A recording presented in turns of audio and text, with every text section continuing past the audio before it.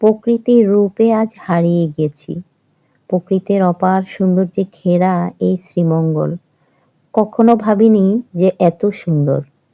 আজ নিজের চোখে দেখে মনে হচ্ছে যেন স্বপ্নের মতো লাগছে সবকিছু। মনে হচ্ছে যেন স্বর্গরাজ্য।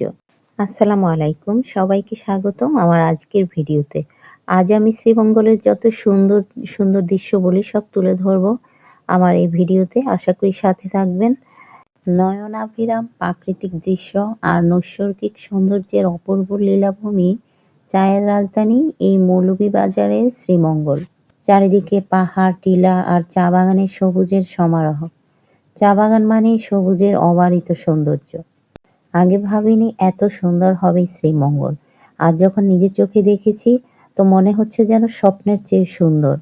আর একদিকে পাহাড়ে বিশাল উঁচু উঁচু পাহাড়, প্রায় ২০০ ফুট উঁচু হচ্ছে লাল টিলা, যাকে বলা হয় লাল টিলা। আমরা সেই লাল টিলার উপরে উঠে এসেছি। এত সুন্দর, এখান থেকে দূর দূরান্ত অনেক দূর সুদূর সব কিছু দেখা যায়।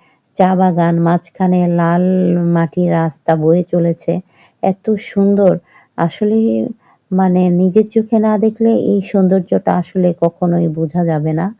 আর এই পাহাড়ের উপরে রয়েছে একটি মন্দির। এই মন্দিরটাও আসলে একটু পরে আমরা দেখব। আমরা হাঁটছি লাল মাটির পথ ধরে। আর পরিষ্কার পরিচ্ছন্ন, কোথাও কোনো মানে জঙ্গল বা ঝোড়ঝাপটা কিছুই নেই। শুধু চা বাগান। নিচে অবশ্য গাছের নিচে খুব পরিষ্কার করে রেখেছে। যে সকালে চা শ্রমিকেরা সকালে ভোরে চলে আসে এখানে। সারাদিন চা পাতা সংগ্রহ করে আর গাছগাছালির নিচে পরিষ্কার করে সন্ধ্যাবেলা ঘরে ফিরে।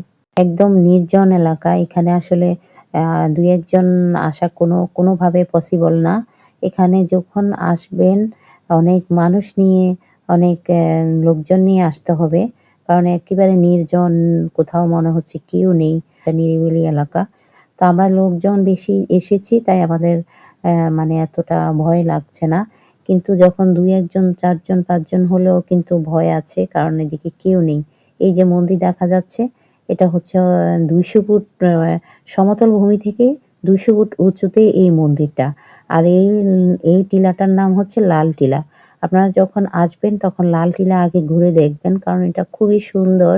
সবচেয়ে সুন্দর লাল টিলা। আর হচ্ছে আরও আছে, সেটা আমি পরে বলব। আগে এটা দেখে যাই, তারপরে পরবর্তীতে অন্যান্য যেই দর্শনীয় স্থানগুলো রয়েছে তা আমরা ঘুরে দেখব। বেলা বাড়ার সাথে সাথে পর্যটকের ভিড় করে।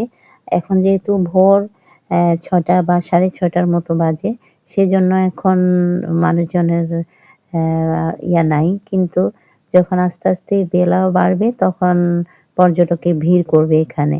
তবে এখানে একটা জিনিস আমি দেখেছি, এখানে কোনো গার্ড নেই বা কোনো সিকিউরিটি নেই। তবে থাকলে ভালো হতো, যেহেতু দূর দূরান্ত থেকে পর্যটক আসে, এখানে কোনো নিরাপত্তা বলতে কিছু বোঝা যাচ্ছে না। সেজন্য এখানে সিকিউরিটি থাকলে ভালো হতো। তো যাই হোক, কিন্তু যে প্রকৃতির সাথে মিশে গিয়ে যে একটা প্রশান্তি, সেটা আমরা বুঝতে পারছি। এতটা সৌন্দর্য যা প্রকাশ করার মতো ভাষা নেই। আর হচ্ছে মন্দির দেখার মতো কিচ্ছু নেই, কিন্তু এমনি তুলে ধরলাম আরকি। শুধু আমার কাছে লাল পাহাড়টা ভালো লাগছে আর উঁচুতে উঠতে সেটা হচ্ছে খুব ভালো লাগছে। আমরা এখন নিচে চলে এসেছি। এই হচ্ছে ঝর্ণার পানি এটা। এই ঝর্ণার পানি, এটা হচ্ছে বহমান।